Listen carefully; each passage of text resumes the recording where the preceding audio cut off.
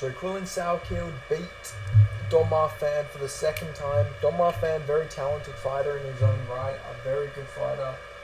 He's a very good grappler. And, early in this fight, we did see his grappling game. He took down Quillan Salkild pretty early in the fight, which did catch me off guard, as Quillan Salkild normally very on point with his sprawls and his takedown defense.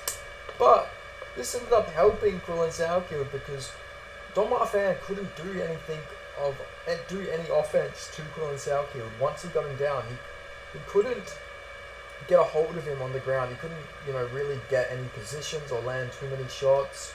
He couldn't get any submission attempts. And he somehow just got gassed out trying to get positions and trying to just do anything to Quillan Salkild. And then Quillan Salkild gets a triangle and, he almost gets him there. He's on his back. He's beating him up in the first. Then the second round starts. Don Marfan looks a bit fatigued. I think a lot of that has to do with, he was probably thinking, fuck, I got him down. Now, that's the hard part out of the way. Now I can just get this guy out of there or something like that. Maybe that's what he was thinking, but Quillan Salkild, guy's fucking got a heart of a lion, man. This fucking guy, you get him down and he's just not letting you fucking on him. Great mindset to have, especially against a dangerous guy like Don Marfan. Rocks him badly in the second round. 1-2 head kick. Body attack, then upstairs. Fucking beautiful combo that was. Generally a fucking magnificent combo. Rocks Don Marfan badly. When he shoots on him, takes him down. Has the back almost instantly. Lands some good shots. He's throwing out a lot of feints. I'd say they're rear naked feints because he's knowing he's not actually going to get the rear naked, but it puts the threat in Don Marfan where it'll increase his breathing so he hyperventilates a bit. Because if somebody's fucking in a fight, if somebody starts to put their arm around your neck, you're gonna try and take big breaths so you can keep some oxygen in if you have to try and hold your breath or something like that. Really fucking smart game plan there from from Quillan Salkild. Honestly, more fighters need to implement something like that because it is brilliant when you think about it. You're fucking pretty much manipulating them there. You're convincing them that they've got to take deep breaths. They've got to fucking quickly breathe quickly. You've got to scare them that you're about to fucking choke the life out of them. But he did that quite a few times. I don't think he was generally trying to sub him for those attempts. I think it was more of like a, try and gas him out, try and freak him out a little bit. And then eventually he does get a rear naked on him, chokes him, and Quillan Salkild beats Don Marfan. He's now 2-0 against Don Marfan. He's 6-1. I think he is UFC caliber, 100%. I think Quillan Salkild, I don't think it'd be crazy to sign him straight to the UFC. Now, I'm thinking because Dana White Contender Series is going to be like later this year, I'm thinking maybe he gets another Eternal fight in, because I'm not seeing anyone who's going to beat him in Eternal right now. I don't think anyone's really beaten him in the lightweight division. So I think, out of all the options there is, you got to give it to like the winner of maybe Becca versus Josh Togo. That probably makes the most sense. And I think he beats both of them. So yeah, he goes and beats them. He'll be 7-1. He's got more experience. Then he can do Dana White Contender Series. He'll be 8-1.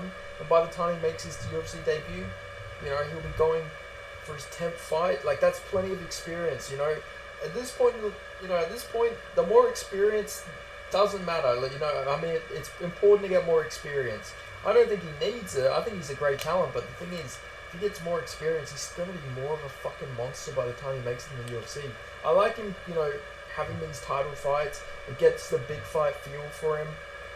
He's going to be used to that big fight feeling, which, I feel like some other fighters who, like Tom Nolan, for example, he's a very good fighter, very talented fighter, but I feel like because he didn't go in there and have a championship fight before making the UFC, he didn't really have too many of them big pressure cooker type fights where, you've dealt with that stress, they felt that big fight feel.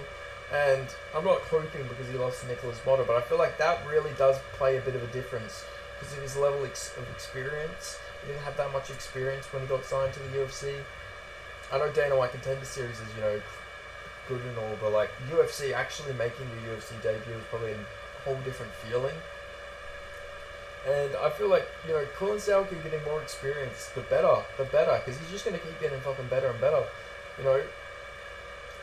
And like I say, I don't see anyone beating this guy, so why would you not just keep beating up some guys while you can, especially because, like I say, Dana White Contender Series, I'm pretty sure it's going to start in like October or something. I've heard it's going to start so late.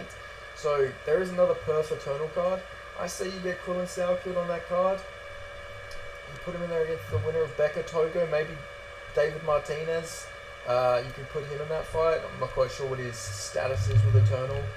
It's not looking very good, but maybe they can patch things up and we can get Martinez versus Quillan Salkild, which I think is a good test. You know,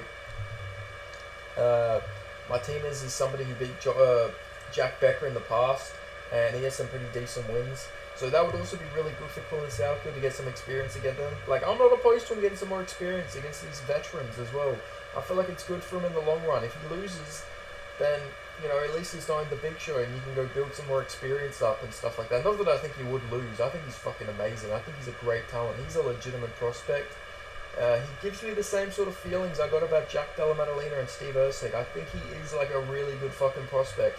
And I know I'll probably say this about most Aussie prospects, and that's probably true, but I really do think Quillan Salkild can do some big things.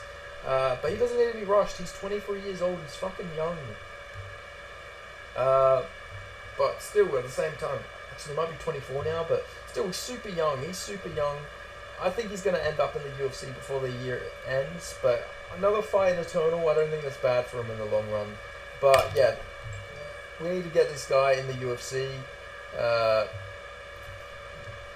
Dana White Contender Series, lock him up, sign him up for later. I just think another fight, you know, I don't want to have to wait until October before we see Quillan Salkild fight again. So, you know, get him in there in June or something like that. Then July, August, September, October, November, you know, that's 5 months, 4 months, that's perfect time. You know, get some more fights, more fight experience, doesn't have a massive layoff, and then he can improve in that meantime. But he looks fucking awesome, you know, dealt with some adversity, but at the same time, he neutralized everything Domar Fan tried to do to him, which is super impressive, because like I say, Domar Fan is a fucking really good grappler. He is a good fighter in his own right. You know, and the fact that Quillan Salkild has beat him twice is just super impressive in itself. Because Domar Fan's 4-2, only 2 losses. Those 2 losses are to Quillan Salkild. So, you know, he could probably beat most of the other guys. I think the only person I'd probably pick against him at this point is probably Harry Webb, who's another really good prospect in the Australian scene. And maybe Abdullah Baeda if he's sticking at lightweight. But still, he's a fucking good fighter. Domar Fan is good, and he'll probably end up being an eternal lightweight champion eventually, because I'm not quite sure who there is who would give him problems in the Eternal division right now. But really good performance by Quillan Salkild. He needs to be signed to the UFC. He got fucked over for the road to UFC. He got fucked over so badly. Now give him his fucking opportunity. Give him a UFC opportunity. But yeah, he deserves it. If he goes straight to Dana White Contender Series, he deserves it. He should do it. But I'm just saying, I think it's a good idea to get some more experience. Not because he needs it, but because he'll be sitting out for about fucking 8 months. You know, he'll be sitting out for a very long time if he waits for Dana White Contender Series, if the timeline I'm hearing is correct. But maybe they just sign him straight to the UFC. But, you know, I don't think there's anything wrong with, you know, him getting a few more wins. Especially against some other, like, veterans.